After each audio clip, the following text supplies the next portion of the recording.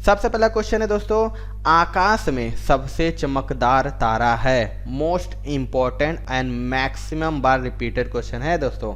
आपको बताना है कि जो आकाश में सबसे चमकदार तारा कौन सा है। इसका राइट आंसर हो जाएगा ऑप्शन नंबर डी यानी सीरियस। आपको बताए दोस्तों कि रात्रि के समय आकाश में दिखाई देने वाला सबसे चमकीला तारा सीरियस है और पृथ्वी की सतह से 72.284 डिग्री उत्तरी अक्षांश के उत्तर रहने वाले व्यक्ति इस तारे को कभी नहीं देख सकते हैं और इसे ही शीत त्रिभुज के वाटर टेक्स के नाम से भी जाना जाता है।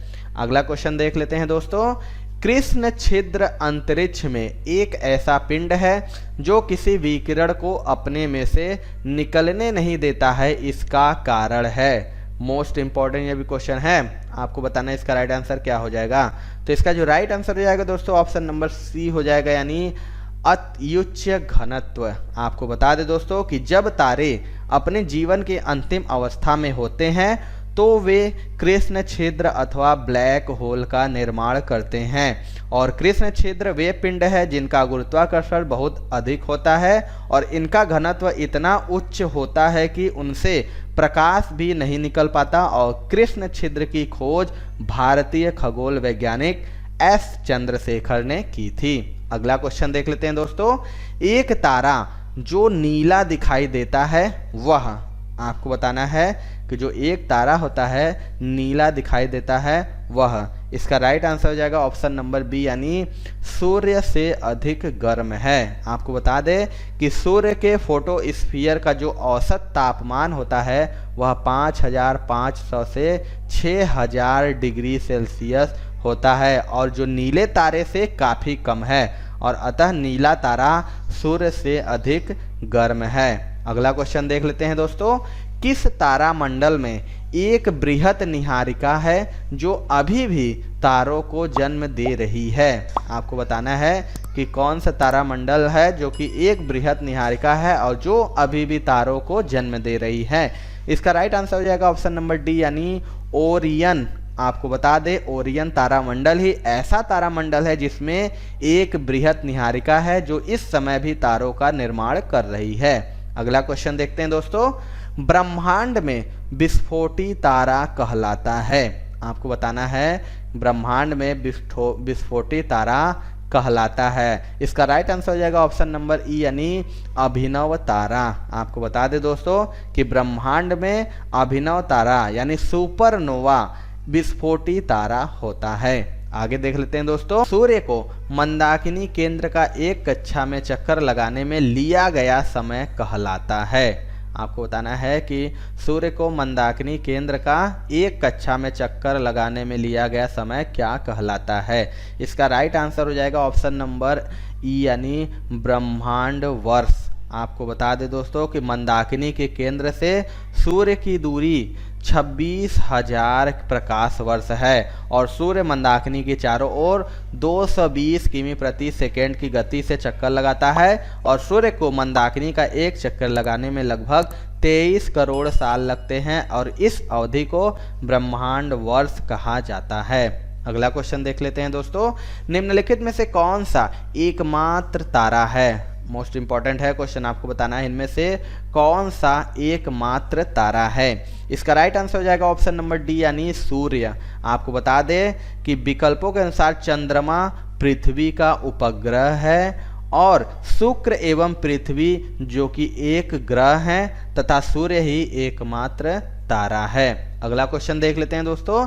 निम्न में से कौन सौर परिवार में नहीं होता है। आपको बताना है इनमें से कौन सौर परिवार में नहीं होता है। इसका राइट आंसर हो जाएगा ऑप्शन नंबर बी यानी तारे। आपको बता दें सूर्य एवं उसके चारों ओर भ्रमण करने वाले ग्रह, उपग्रह, धूमकेतु, उल्काएं एवं क्षुद्र ग्रह संयुक्त रूप से सौर मंडल कहलाते हैं और सौर मंडल का मुखिया सूर्य है और तारे सौर मंडल में नहीं होते हैं। अगला क्वेश्चन देखते हैं दोस्तों।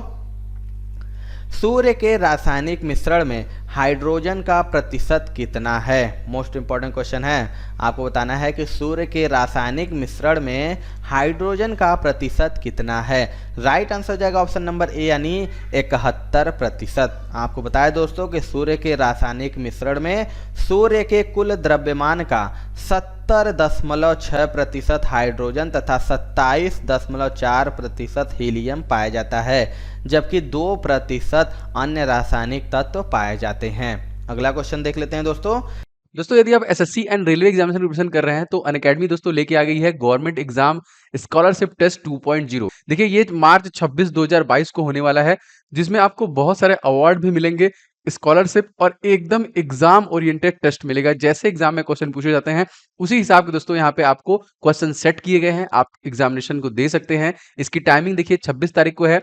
अगर आप बैंक एग्जाम के देना चाहते हैं तो 10 बजे है और एसएससी के लिए 2 बजे, और रेलवे एग्जाम से तैयारी कर रहे हैं तो एकदम एग्जाम पैटर्न पे आधारित सभी प्रश्नों को 5 बजे टेस्ट के माध्यम से दे सकते हैं। इसके अलावा दोस्तों अगर आपकी रैंक 1 आती है तो आपको लैपटॉप मिलेगा, अगर 2 से 6 में आती है तो स्मार्टफोन, 7 से 16 में आती है तो वायरलेस ईयरफोन, और 300 विनर्स जो होंगे उनको 1000 का अमेजन गिफ्ट वाउचर और 400 विनर को अनअकैडमी स्कॉलरशिप मिलने वाला है। तो बहुत ही मजेदार है। अगर आप प्रिपरेशन में लगे हुए हैं तो आप फटाफट इस टेस्ट को दीजिए, फटाफट कर लीजिए एनरोल। वीडियो के नीचे डिस्क्रिप्शन बॉक्स में आपको सबसे पहला लिंक मिल जाएगा, उस लिंक पे क्लिक करके अपने को एनरोल कर लीजिए, और ये एकदम फ्री में एनरोलमेंट है, ऐसा कुछ भी नहीं, इसका कोई पैसा वैसा नहीं है। तो फटाफट एनरोल कर लीजिए, link in the description box. सूर्य की सबसे बाहरी सतह का नाम है। मोस्ट इंपॉर्टेंट ये भी क्वेश्चन है, मैक्सिमम बार रिपीट होता है। आपको बताना है कि सूर्य के सबसे बाहरी सतह का नाम क्या है। राइट आंसर हो जाएगा ऑप्शन नंबर डी यानी प्रकाश मंडल। आपको बताया दोस्तों कि सूर्य की बाह्य परत संवहनी मेखला की सतह प्रकाश मंडल कहलाती है, और इसी में सौर गैसों के ऊपर उठने व नीचे गिरने की घटना होती है,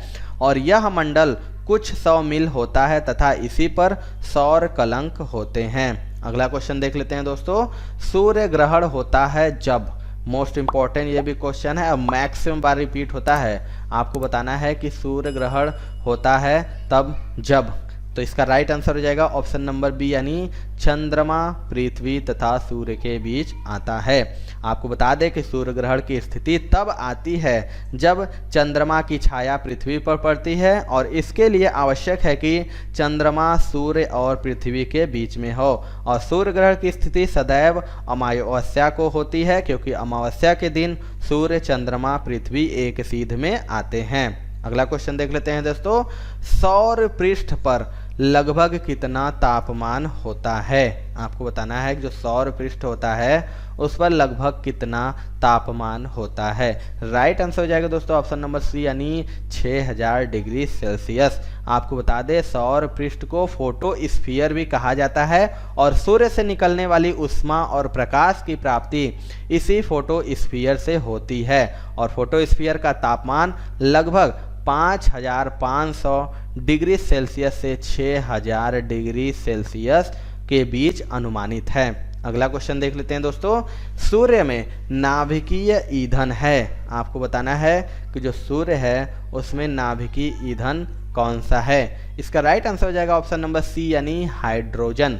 आपको बताया दोस्तों कि सूर्य की ऊर्जा का स्रोत नाभिकीय संलयन है, और इसमें हाइड्रोजन के 2 नाभिक मिलकर नाभिकीय संलयन की क्रिया द्वारा हीलियम नाभिक का निर्माण करते हैं, और इस क्रिया में अपार ऊर्जा का उत्सर्जन होता है, और नासा के अनुसार सूर्य में 91.0% हाइड्रोजन तथा 8.9% हीलियम उपस्थित है। अगला क्वेश्चन देख लेते हैं दोस्तों, पार्थिव ग्रह कौन कौन से हैं। आपको बताना है कि जो पार्थिव ग्रह हैं कौन कौन से हैं। इसका राइट आंसर हो जाएगा ऑप्शन नंबर बी यानी बुध शुक्र पृथ्वी मंगल। बता दो दोस्तों कि पार्थिव ग्रह उन ग्रहों को कहते हैं जो पृथ्वी की तरह के होते हैं, और ये घनत्व तथा गुरुत्वाकर्षण में भी पृथ्वी के समान होते हैं।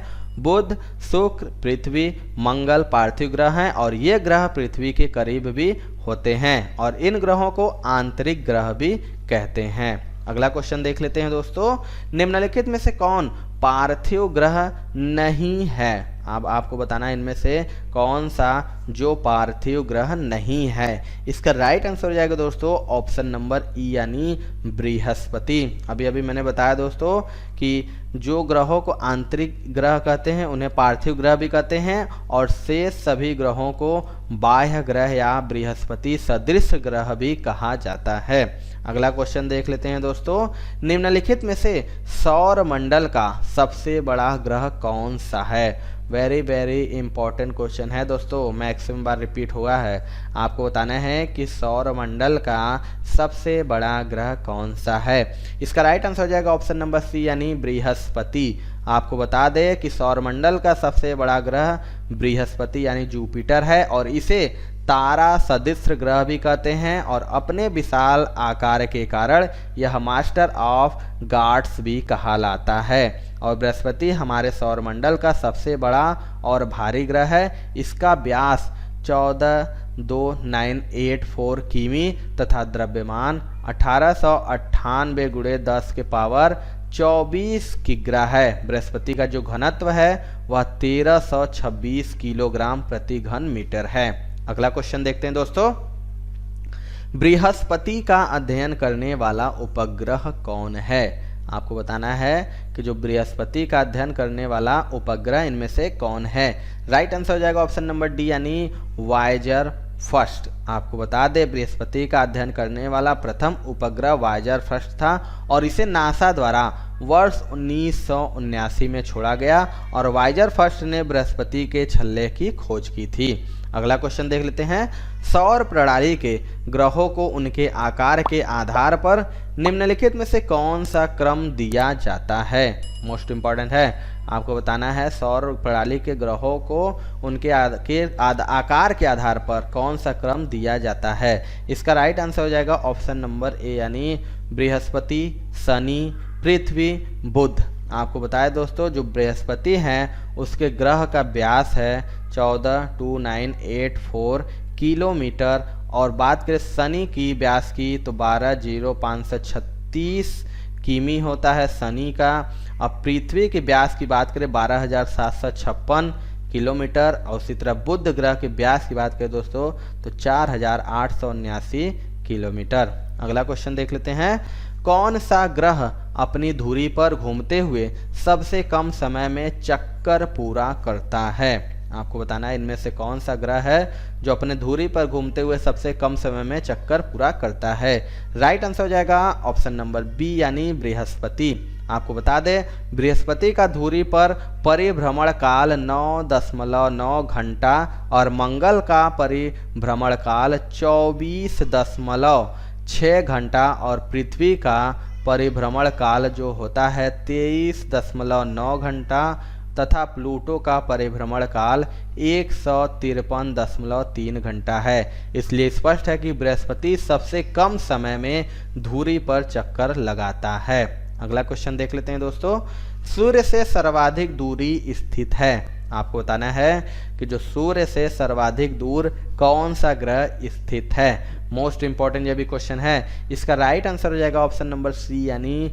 प्लूटो। आपको बताएं दोस्तों सूर्य से सर्वाधिक दूर स्थित ग्रह प्लूटो है, और यह सूर्य से 5906.4 गुणे 10 के पावर 6 किलोमीटर दूरी पर है, और इसे वर्ष 2006 से ग्रहों की श्रेणी से हटा दिया गया है। अगला क्वेश्चन देख लेते हैं दोस्तों, निम्नलिखित में से कौन सा ग्रह सूर्य का एक परिक्रमण करने में सबसे अधिक समय लेता है। आपको बताना है इनमें से कौन सा ग्रह जो कि सूर्य का परिक्रमण करने में सबसे अधिक समय लेता है। इसका राइट आंसर हो जाएगा दोस्तों ऑप्शन नंबर ए यानी प्लूटो। आपको बता दें कि सूर्य की एक परिक्रमा करने में यम या प्लूटो को सर्वाधिक समय लगता है, और यह सूर्य का एक चक्कर 90,560 दिन में पूरा करता है, और इसका कक्षीय वेग 4.7 किमी प्रति सेकेंड है, और वर्ष 2006 में प्लूटो को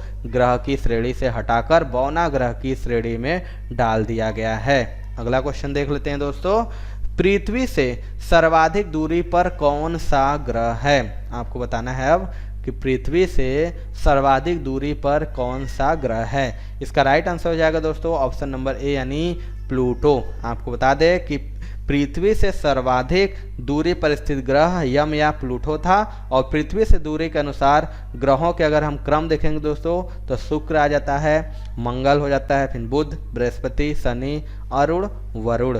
अगला क्वेश्चन देख लेते हैं दोस्तों, सबसे ठंडा ग्रह किसे कहा जाता है? मोस्ट इंपॉर्टेंट ये भी क्वेश्चन है, आपको बताना है कि सबसे ठंडा ग्रह किसे कहा जाता है। इसका राइट आंसर हो जाएगा ऑप्शन नंबर डी यानी प्लूटो। बता दे दोस्तों, यम या प्लूटो सौरमंडल का सबसे ठंडा ग्रह है और इसकी सतह का औसत तापमान -225 डिग्री सेल्सियस है और वरुण का जो औसत तापमान है दोस्तों वह 200 डिग्री सेल्सियस है। बृहस्पति का दोस्तों -110 डिग्री सेल्सियस है। आपको बता दें कि आपको मैंने बताया कि प्लूटो जो कि एक बौने ग्रहों की श्रेणी में डाल दिया गया है। अगला क्वेश्चन देख लेते हैं दोस्तों, सौर परिवार के निम्नलिखित ग्रहों में से सबसे ठंडा ग्रह कौन सा है? अभी अभी मैंने बताया आपको बताना है कि सौर परिवार के ग्रहों में से सबसे ठंडा ग्रह कौन सा है। इसका राइट आंसर हो जाएगा ऑप्शन नंबर डी यानी नेपच्यून। आपको बता दें दोस्तों कि 8 ग्रहों में नेपच्यून सबसे ठंडा यानी -200 डिग्री सेंटीग्रेड है। अगर बात करें दोस्तों ग्रहों के औसत तापक्रम प्रकार की तो मंगल ग्रह की बात करें दोस्तों तो -65 डिग्री सेल्सियस। अब बुध की बात करें तो 167 डिग्री सेल्सियस। पृथ्वी की बात करें दोस्तों तो 15 डिग्री सेल्सियस और नेपच्यून को मैंने बताया कि -200 डिग्री सेल्सियस। अगला क्वेश्चन देख लेते हैं, निम्नलिखित में से कौन सा मंगल, बुध, शुक्र के समान है? आपको बताना है इनमें से कौन सा इन तीनों के समान है। इसका राइट आंसर हो जाएगा ऑप्शन नंबर सी यानी ग्रह। आपको बताया दोस्तों कि मंगल, बुध, शुक्र ग्रह हैं और ये सभी 8 ग्रहों के अंतर्गत हैं। तो ये थी दोस्तों आज की वीडियो। आपको वीडियो कैसा लगा कमेंट सेक्शन में जरूर बताइएगा। वीडियो पसंद आया होगा दोस्तों तो एक लाइक जरूर कर दीजिएगा। चैनल पर नए हैं तो चैनल को सब्सक्राइब करके बेल आइकन जरूर दबा लीजिएगा, जिससे हम दोस्तों कोई भी वीडियो डालेंगे उसका नोटिफिकेशन आपको मिलता रहेगा। तो मिलते हैं दोस्तों अपने अगले वीडियो में, तब तक के लिए जय हिंद, जय भारत।